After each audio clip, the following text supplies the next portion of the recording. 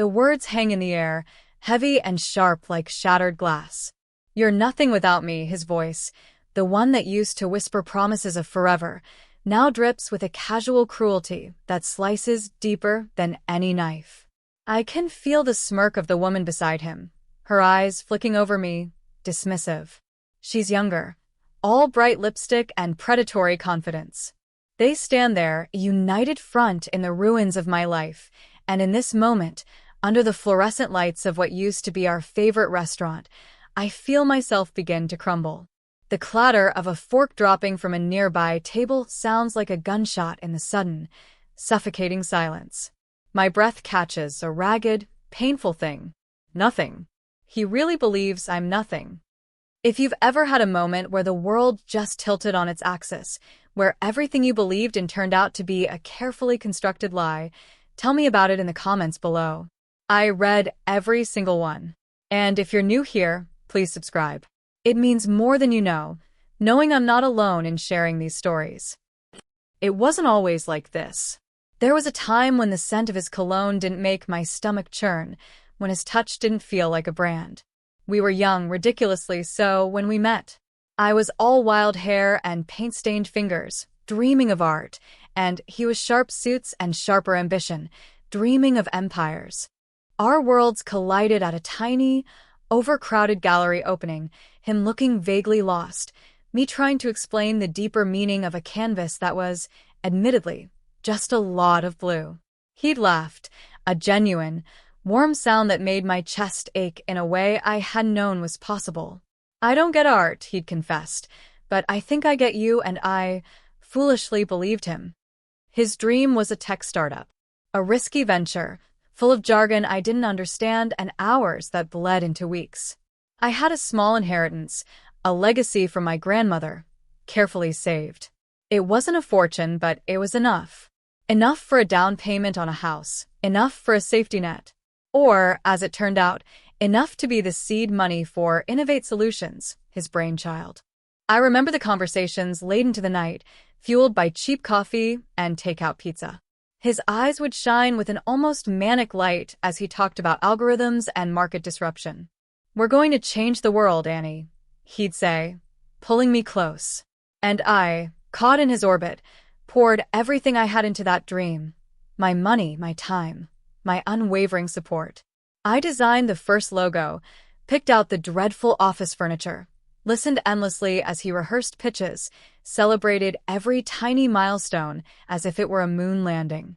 I put my own artistic aspirations on hold, telling myself it was temporary, that this was our future we were building.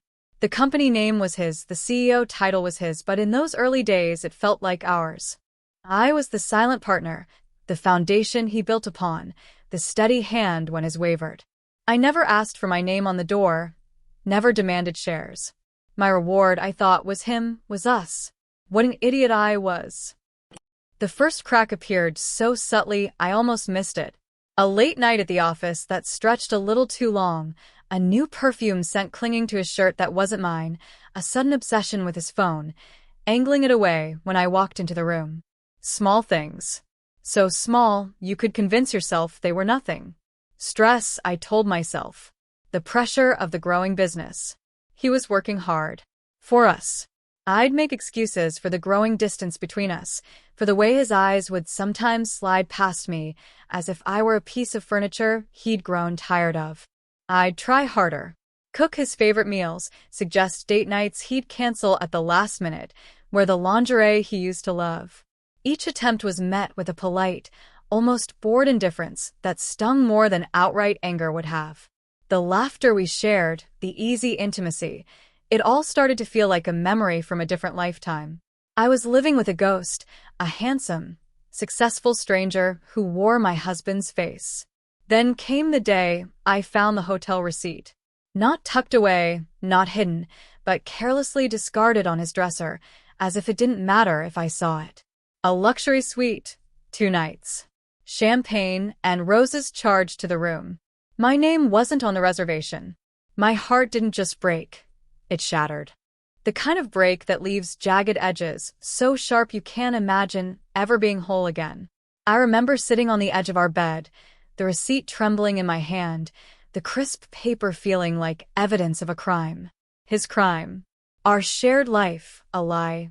When I confronted him, he didn't even have the decency to look ashamed. He just sighed, that exasperated sound he usually reserved for incompetent employees. "Annie, don't be dramatic," that was his first line of defense. Gaslighting 101.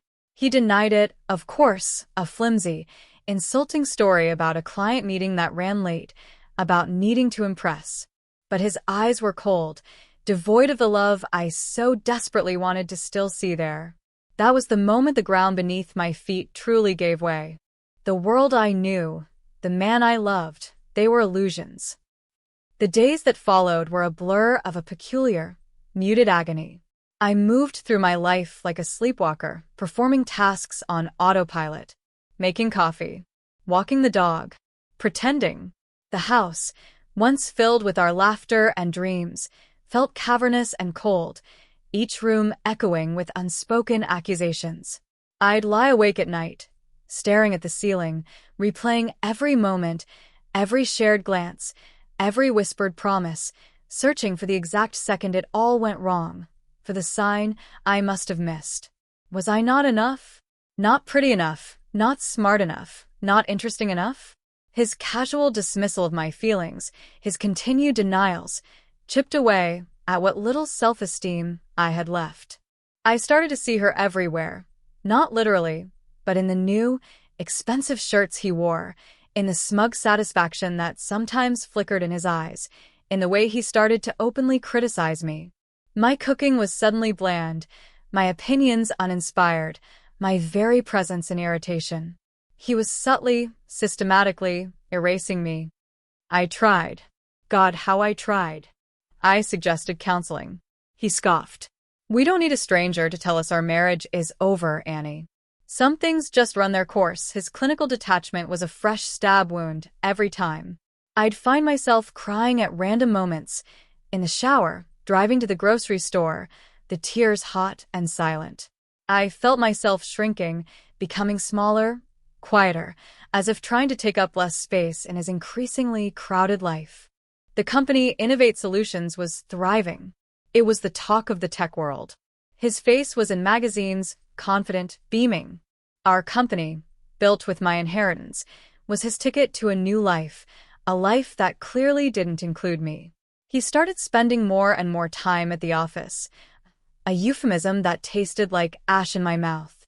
The few times I called the office late, hoping to catch him, his secretary, a woman with a voice as smooth and cold as polished steel, would inform me he was in a meeting I knew.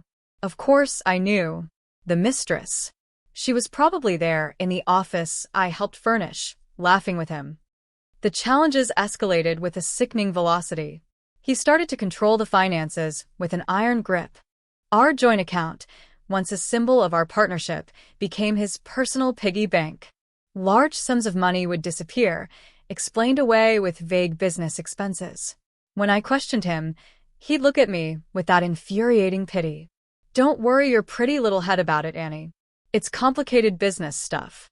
You wouldn't understand." The condescension was a deliberate tactic designed to make me feel stupid, powerless.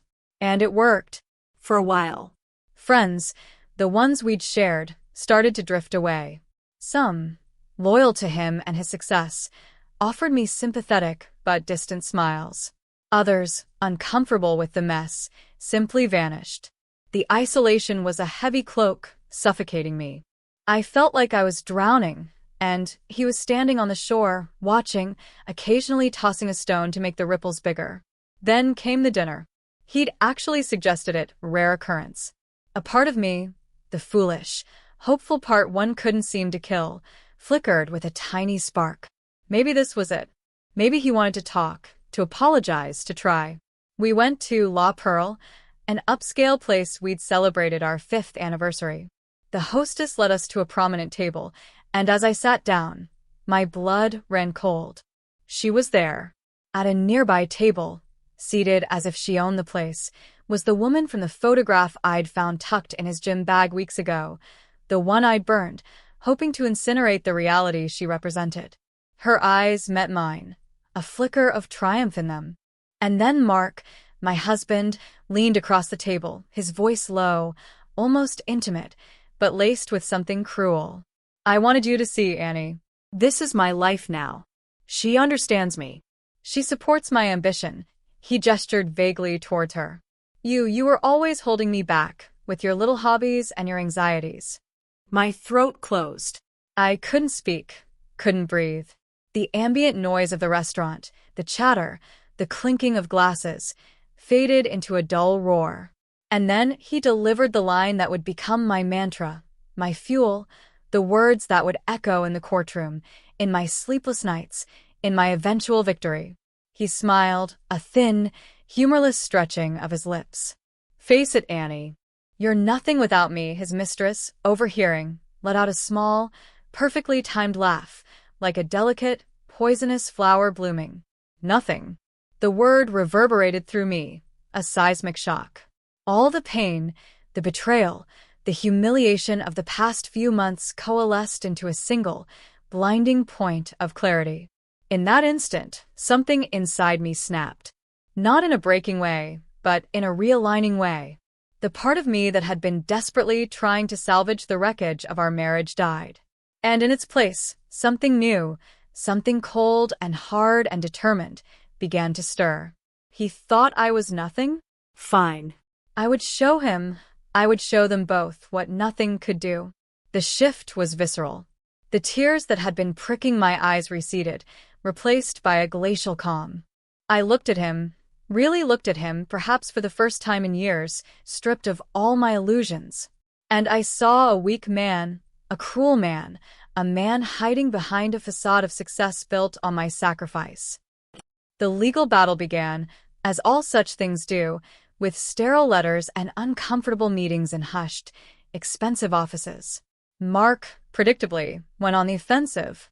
He hired the most aggressive, shark-like lawyers in the city, the kind who advertise on late-night television with slogans about maximum results. His strategy was clear: to bury me in paperwork, to bleed me dry financially, and to paint me as a bitter, grasping woman out for revenge. He offered a settlement, a pittance really. "Enough to get back on my feet," he'd said through his lawyer, as if I were a charity case. I refused. My lawyer, a woman named Sarah Chen, was a stark contrast to his legal pit bulls. She was quiet, methodical, with eyes that missed nothing. She listened to my story, not just the facts of the marriage and the business, but the emotional tapestry, the slow erosion of my spirit. "He underestimated you," she said, after I recounted the restaurant scene. "That's his biggest mistake. And it will be our greatest advantage." The deepening crisis felt like being caught in a relentless storm. Mark's lawyers launched an attack on my character. They dredged up every perceived slight, every argument, twisting my words, painting me as unstable, emotional, incapable of rational thought. They subpoenaed my journals, my emails, even my art school transcripts, trying to find anything to discredit me. He tried to claim I had no real involvement in Innovate Solutions, that my initial investment was merely a gift, a loan he'd long since repaid in other ways. He produced doctored ledgers, fabricated meeting minutes where my presence, my contributions, were conveniently erased. He was poisoning the well, systematically trying to rewrite our history. There were days I wanted to give up. The weight of it all was immense. Sleepless nights were spent staring at the ceiling, his words, "You're nothing without me," playing on a loop. My savings dwindled paying legal fees. The few friends who had stuck by me started to look at me with pity, some even gently suggesting I take the settlement and move on. The isolation tightened its grip. I was alone, fighting a war against a man who held all the cards, or so it seemed. He had the money, the power, the public image. What did I have? A burning sense of injustice and Sarah Chen's quiet confidence. One particularly bleak afternoon, after a grueling deposition where Mark's lawyer had all but called me a liar and a gold digger, I sat in Sarah's office, the fight completely drained out of me. "Maybe he's right," I whispered, the words tasting like defeat. "Maybe I am nothing. Maybe I should just stop." Sarah looked at me, her expression unreadable for a moment. Then she leaned forward, her voice firm but kind. "Annie, he wants you to feel this way. He's counting on you breaking. But you're forgetting something crucial." She slid a thin folder across the desk. "Your grandmother's inheritance. The seed money. It wasn't just a loan, was it? We've been digging." My heart began to hammer. I opened the folder. Inside were copies of old bank statements, faded letters from my grandmother, and a crucial, almost forgotten document. A simple, handwritten agreement I'd scribbled out with Mark on a napkin in that tiny coffee shop all those years ago. It outlined that my investment was for a significant, albeit unspecified, stake in any future business venture arising from this capital. It was childishly worded, legally flimsy on its own, but it was there. More importantly, Sarah had traced the serial numbers on the bonds I had cashed from my inheritance directly to the initial incorporation of Innovate Solutions. There was an undeniable paper trail. And, Sarah continued, a small, grim smile playing on her lips, we also found something else. Mark has been careless. He's been using company funds for personal expenditures, lavish gifts, trips, undeclared bonuses that seemed to coincide remarkably with his extracurricular activities. She meant the Mistress. He'd been using the company, our company, as his personal slush fund to finance his affair. That was the turning point. The despair that had clung to me like a shroud began to lift, replaced by a cold, clear rage. He hadn't just betrayed me emotionally, he'd actively, deliberately defrauded the company we built with my money. His arrogance, his belief that he was untouchable, would be his downfall. He said I was nothing without him. I told Sarah, my voice shaking but firm.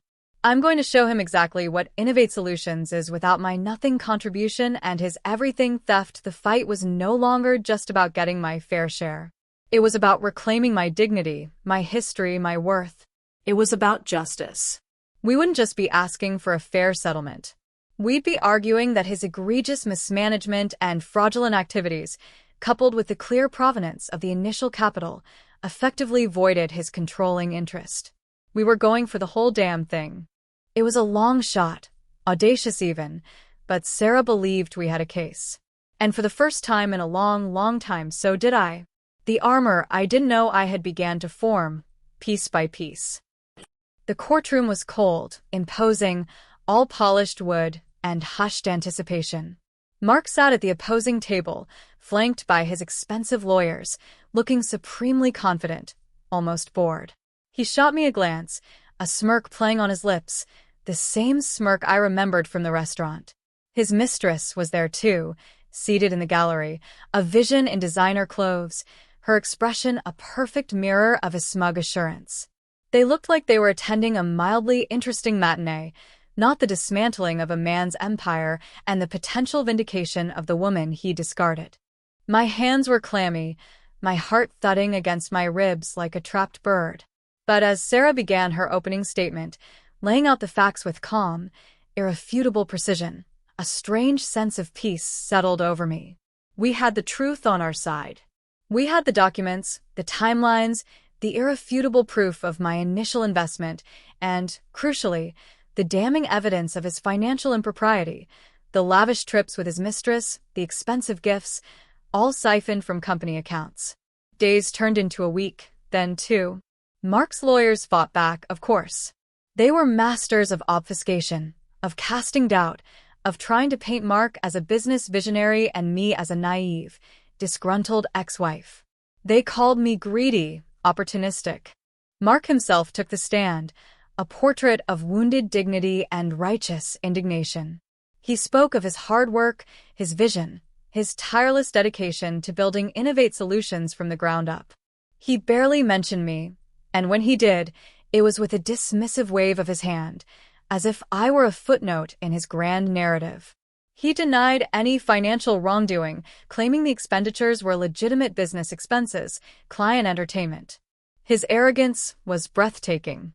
He genuinely believed his own lies. He looked at the judge, at the court, as if they were fools for even questioning him. He was Mark Sterling, CEO, innovator, master of his universe. He was untouchable. During my cross-examination, his lead counsel, a man with eyes like a shark and a voice like gravel, tried to tear me apart. He brought up my art, my lack of business acumen, my emotional state after discovering the affair. He sneered, "Isn't it true, Mrs. Sterling, that this entire lawsuit is nothing more than a desperate attempt to profit from your husband's success because you yourself have achieved so little?" The words were meant to sting, to humiliate. And they did for a moment. I could feel Mark's triumphant gaze on me, his mistress's pitying smile. But then I looked at Sarah, who gave me a small, encouraging nod. I took a breath. "No, sir," I said, my voice clearer and stronger than I expected.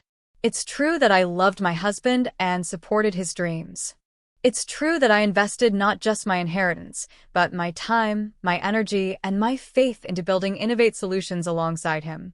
And it's true that he chose to betray that trust, not just with another woman, but by systematically attempting to erase my contributions, and by using the company we built together as his personal piggy bank to fund that betrayal. This isn't about profit. This is about truth. And about what is rightfully mine." The lawyer's smirk faltered for a fraction of a second. "The most damning evidence came from the forensic accountant Sarah had hired. Meticulously, line by line, he laid bare Mark's systematic embezzlement. The dates of the lavish expenditures lined up perfectly with text messages and social media posts Sarah's team had subpoenaed from the Mistress. Spa days, five-star hotel stays in exotic locations, jewelry worth more than my annual salary before I dedicated myself to his dream. It was a sordid, undeniable trail of deceit and theft, all funded by the company built on my grandmother's legacy." Mark's face, for the first time, lost some of its confident sheen. He looked unsettled, a tiny flicker of fear in his eyes. His mistress, in the gallery, was no longer smiling. She looked pale. Finally, the day of the verdict arrived. The courtroom was packed. The air was thick with tension, so heavy you could almost taste it. I sat beside Sarah, my hands clasped so tightly in my lap my knuckles were white. I couldn't eat, couldn't sleep. This was it. The culmination of months of fighting, of dredging up painful memories, of laying my life bare for public scrutiny. Mark sat ramrod straight, trying to project an aura of unshakable confidence, but I could see the muscle twitching in his jaw. The judge entered, a stern, imposing woman whose expression gave nothing away. She cleared her throat. The silence in the room was absolute. My heart hammered. I closed my eyes for a moment, bracing myself. "This has been a complex and emotionally charged case," the judge began, her voice resonating through the courtroom. She summarized the key arguments, the evidence presented by both sides. She spoke of the initial investment, my grandmother's money, the clear paper trail linking it to the company's inception. She spoke of my early, documented involvement. Then, she turned to Mark's conduct. She spoke of fiduciary duty, of trust, of the gross and systematic misappropriation of company funds for personal use, indicative of a profound disregard for ethical business practices and for the financial integrity of Innovate Solutions. My breath hitched. She was using strong words. Mark's face was ashen. His lawyer was whispering urgently to him, but he seemed frozen. Given the irrefutable evidence of the plaintiff's foundational capital investment, the judge continued, her gaze sweeping over Mark, then me, and the defendant's subsequent, egregious financial misconduct and breach of trust, which effectively devalued the plaintiff's initial and ongoing stake and used company assets in a manner fraudulent to her interests. As a de facto founding partner, she paused, and in that pause, I felt the entire world hang suspended. This court finds that the plaintiff, Annie Sterling, has demonstrated a unique and compelling claim not just to a significant portion, but to the entirety of the primary asset in question. A gasp rippled through the courtroom. My own ears were ringing. Did she just say entirety? The judge looked directly at Mark, her voice devoid of any emotion. Therefore, it is the judgment of this court that 100% of the ownership and controlling interest of Innovate Solutions LLC is hereby awarded to the plaintiff, Annie Sterling. The gavel came down with a sharp crack that echoed like a thunderclap. 100%. The words bounced around in my skull, refusing to land. I felt Sarah's hand on my arm, a gentle squeeze. I looked at her, my eyes wide, questioning. She was smiling, a genuine, relieved smile. It was real. Across the room, Mark's face was a mask of utter disbelief. His jaw had literally dropped. The smug confidence, the arrogance, all of it had vanished, replaced by a raw, naked shock that was almost painful to witness. He looked like he'd been poleaxed.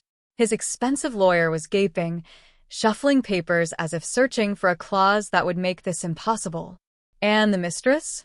Her perfectly made-up face was contorted in an expression of horrified confusion. She stared at Mark, then at me, then back at Mark, as if trying to understand how the script had gone so terribly wrong. He had told her I was nothing.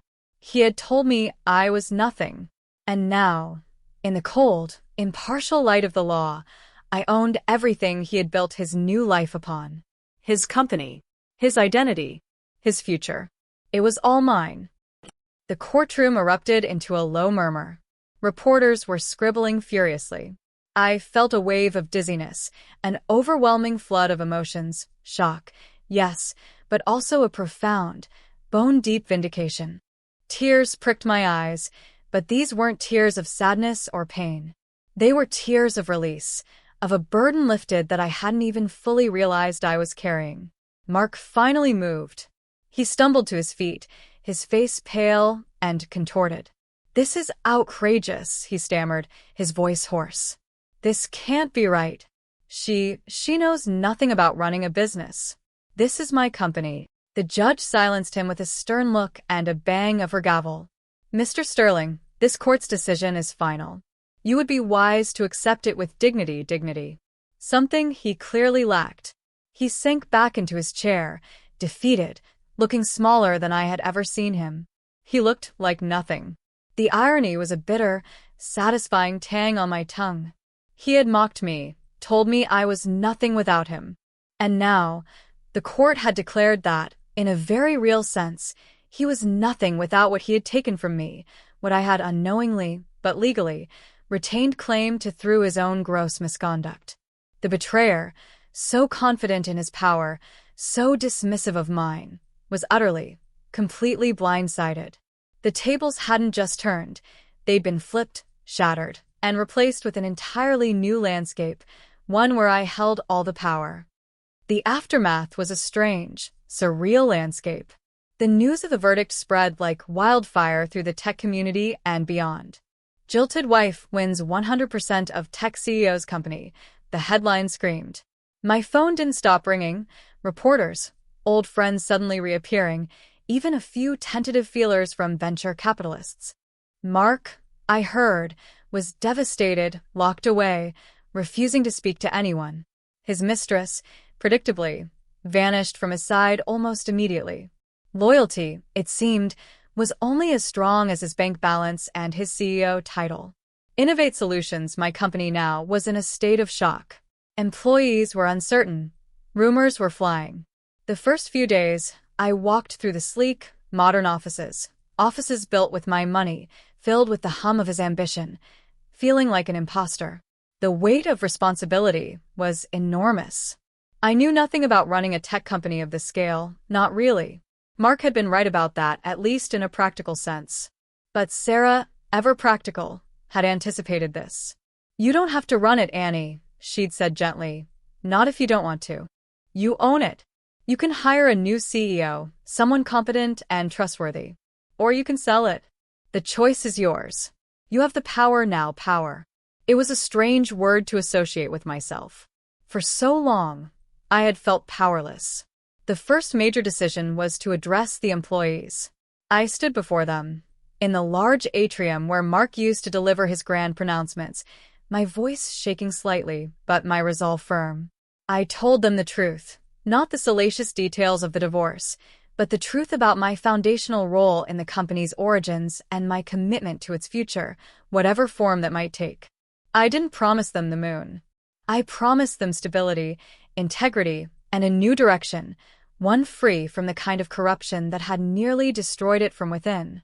Some looked skeptical, others hopeful. It was a start. The days turned into weeks. I hired an interim CEO, a seasoned executive Sarah recommended, to stabilize operations while I figured out my next move. Walking through those halls, making decisions that affected hundreds of people, was a masterclass in faking it till you make it. But slowly, something shifted. I started to learn, to understand the business, not as Mark's impenetrable kingdom, but as a complex machine with moving parts one could actually comprehend. I found I had a knack for spotting talent, for cutting through the corporate jargon, for asking the uncomfortable questions Mark had always brushed aside. His condescending words, "You wouldn't understand," echoed in my mind, but now they sounded hollow, pathetic. I understood more than he ever gave me credit for. I understood the value of integrity. I understood the cost of betrayal. There were bittersweet moments. Going through Mark's opulent office, now mine, I found relics of our past life tucked away, an old photo of us, young and smiling, on a trip to the coast, a silly souvenir I'd bought him. They were like ghosts, reminders of what had been, what I had thought we were. There was a pang of sadness, not for him, not anymore, but for the lost years, for the innocent girl who had believed in fairy tales and forever. But that sadness was quickly overshadowed by a growing sense of liberation. I was free. Free of his shadow, his manipulations, his cruelty. I eventually decided to sell Innovate Solutions. Not out of defeat, or because I couldn't run it, but because it was, in its soul, still tied to him, to the pain. I wanted a clean break, a fresh start. The sale was substantial, far more money than I had ever dreamed of. It was enough to secure my future, to pursue my own passions, the art I had neglected for so long. It was also enough to start a foundation, one dedicated to helping women rebuild their lives after betrayal and financial abuse, a quiet legacy born from my own ordeal. Sometimes, late at night, when the house is quiet, I think about Mark. I hear he's struggling. No company, no mistress, his reputation in tatters. He tried to start a new venture, but the shadow of the Innovate Solutions scandal follows him. People don't trust him anymore. He's learned the hard way what it means to be nothing, to have everything you valued stripped away. There's a cold satisfaction in that, I won't lie. But mostly I feel pity. He had so much, and he threw it all away for ego, for a fleeting affair, for the thrill of deceit. He truly believed his own hype, that he was the sun, and everyone else merely revolved around him. He never saw me, not really. Not until I owned his entire universe. The victory wasn't just in the courtroom, or in the bank account. It was in rediscovering myself, the woman I was before Mark, the woman I was meant to be. It was in finding my voice, my strength, my worth, buried under years of his casual disregard. He said I was nothing without him. He was wrong. I was always something. He just wasn't capable of seeing it. And in the end, it was he who became nothing without the foundation I provided, the integrity he squandered. The mirror he held up to me, reflecting a diminished version of myself, was shattered. And in its pieces, I finally saw my own true, unbroken reflection. If this story resonated with you, if you've ever had to fight to reclaim your own worth from the ashes of someone else's betrayal, I'd love to hear your story. Drop a comment with where you're listening from and what time it is. Your experiences, your strength, it all matters. Thanks for being here with me. Subscribing helps bring more of these stories to life.